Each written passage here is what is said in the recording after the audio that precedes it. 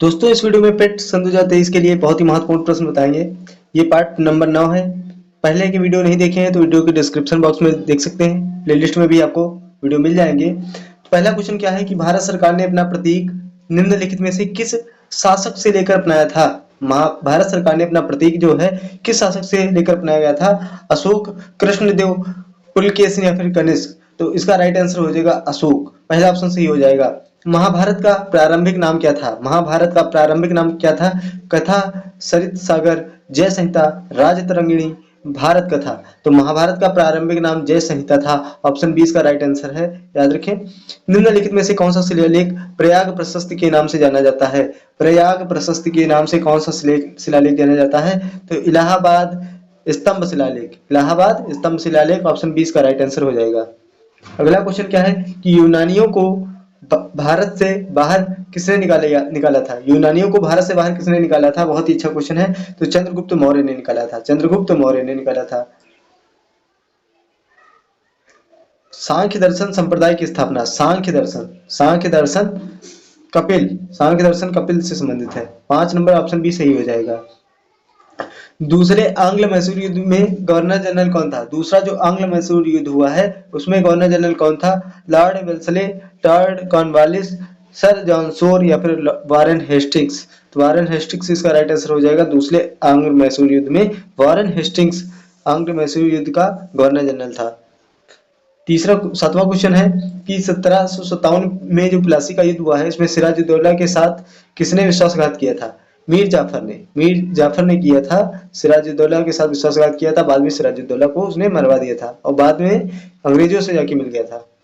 British को राजनीतिक शक्ति किसके द्वारा प्राप्त हुई थी? ब्रिटिश को राजनीतिक शक्ति किसके द्वारा प्राप्त हुई थी? तो प्लासी युद्ध जो हुआ था उसके द्वारा ब्रिटिश को राजनीतिक शक्ति प्राप्त हो गई थी। और बात करें जो ब्रिटिश के लिए सबसे महत्वपूर्ण जो युद्ध हुआ था ये था बक्सर का युद्ध। बक्सर का युद्ध सबसे महत्वपूर्ण युद्ध था ब्रिटिश के लिए। झांसी के राज्य को किसके द्वारा भारत में ब्रिटिश सरकार का हिस्सा बनाया गया था? झांसी के राज्य को। 9 नंबर बहुत ही अच्छा क्वेश्चन है। तो जो हड़प नीति है, राज्य हड़प नीति, डॉक्ट्रिन ऑफ लैप्स, इसके द्वारा लॉर्ड डलहौजी ने झांसी के राज्य को अपना लिया गया था। अगला क्वेश्चन है बंगाल के प्रथम गवर्नर जनरल कौन है? तो ये है वारेन हेस्टिंग्स। बंगाल के अंतिम गवर्नर और बंगाल के प्रथम governor general Warren Hastings. Bengal का प्रथम गवर्नर रॉबर्ट क्लाइव है, इसे भी याद रखें। 11 नंबर क्वेश्चन है कि विश्व की सबसे लंबी नदी कौन सी है? विश्व की सबसे लंबी नदी है नील नदी। भारत की सबसे लंबी नदी है गंगा नदी। विश्व की सबसे लंबी नील नदी। निम्नलिखित में से कौन सा विश्व का सबसे बड़ा पत्तन है? विश्व का सबसे बड़ा पत्तन नहावा सेवा, हैमिल्टन, हेडलैंड या फिर पार्डन। तो हेडलैंड इसका राइट आंसर है जो कि ऑस्ट्रेलिया में है। ऑप्शन सी इसका राइट आंसर है। भारत का सबसे बड़ा सूखा भाग, सबसे सूखा भाग, भारत का सबसे सूखा भाग कौन सा है? तो ये है पश्चिमी राजस्थान। ऑप्शन ए इसका राइट आंसर हो जाएगा। अक्टूबर की गर्मी का कारण क्या है? अक्टूबर की गर्मी का कारण क्या है? तो ये हो जाएगा उच्च आर्द्रता के साथ संबद्ध उच्च तापमान। उच्च आर्द्रता के साथ संबद्ध उच्च तापमान। रोशनी नाडार कौन है? रोशनी नाडार कौन है? राजनेता, उद्यमी, क्रिकेटर या फिर गायिका। रोशनी नाडार एक उद्यमी है। ऑप्शन 20 का राइट आंसर हो जाएगा। अगला क्वेश्चन क्या है कि सीमांत लागत का क्या अभिप्राय है? पहला ऑप्शन है कि उत्पादन का एक यूनिट उत्पादित करने की लागत है। ऑप्शन बी है उत्पादन का एक अतिरिक्त यूनिट उत्पादित करने की लागत है। ऑप्शन सी है कुल उत्पादन को उत्पादित करने की लागत है। ऑप्शन डी है उत्पादन के एक प्रदत्त स्तर को उत्पादित करने की लागत है। तो इसका बी राइट आंसर हो जाएगा कि उत्पादन का एक अतिरिक्त यूनिट उत्पादित करने की लागत है। 17 नंबर क्वेश्चन है एकाधिकार शक्ति की मात्रा को मापना होता है फर्म के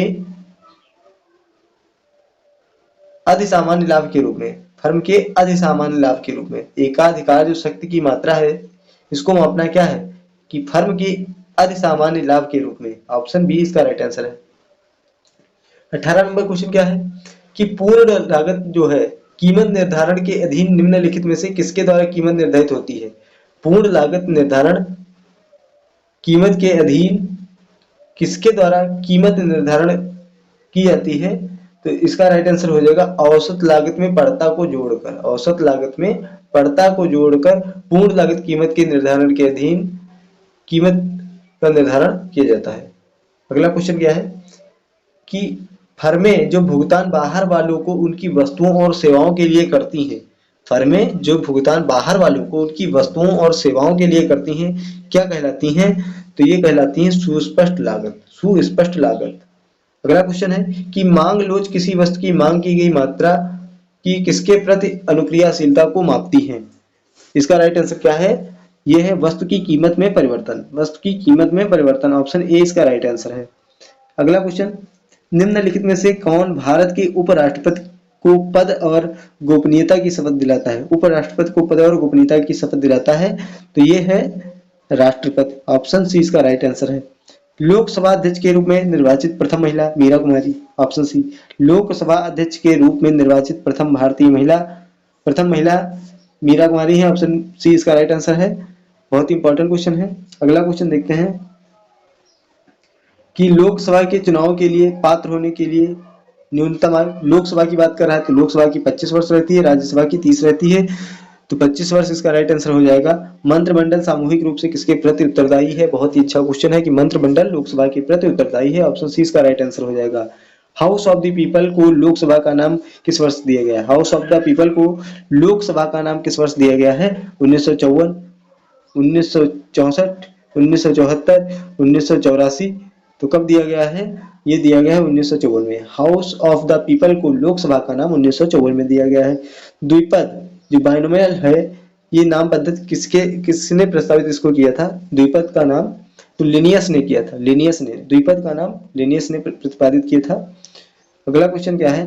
पृथ्वी की सतह से अगर कोई फायर करता है तो जो प्रक्षेप होती है तो उसके दौरान क्या होता है?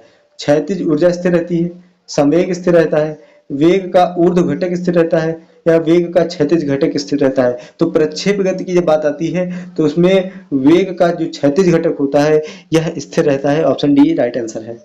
किसी तत्व के समस्थानिक होते हैं, किसके बीच अंतर भिन्न संख्या की उपस्थिति के कारण होता है? किसके बीच अंतर किसकी भिन्न संख्या की उपस्थिति के कारण होता है? तो न्यूट्रॉन हो जाएगा इसका राइट आंसर। किसी तत्व के समस्थानिकों के बीच जो अंतर होता है यह न्यूट्रॉनों की भिन्न संख्या की उपस्थिति के कारण होता है। 29 नंबर क्वेश्चन है कि निम्नलिखित में से किसको एक विलयन के रूप में वर्गीकृत किया जा सकता है? बहुत ही आसान क्वेश्चन है। तो हीरा, समुद्री जल, लवण या फिर कोयला। तो विलयन एक समुद्री जल ही हो सकता है जिसमें NaCl की मात्रा होती है। NaCl नमक की मात्रा होती है समुद्री जल में। 30 नंबर क्वेश्चन है कि स्तनधारियों के रक्त में सबसे बड़ी कोशिकाएं या फिर सेल कौन सी होती हैं? स्तनधारियों के रक्त में सबसे बड़ी कोशिकाएं कौन सी होती हैं? तो इसका राइट आंसर है मोनोसाइट्स। मोनोसाइट्स इसका राइट आंसर है। ऑप्शन बी हो जाएगा। वीडियो अच्छा हो तो वीडियो को लाइक करें, चैनल को सब्सक्राइब कर लें। मिलते हैं आपको नेक्स्ट वीडियो में।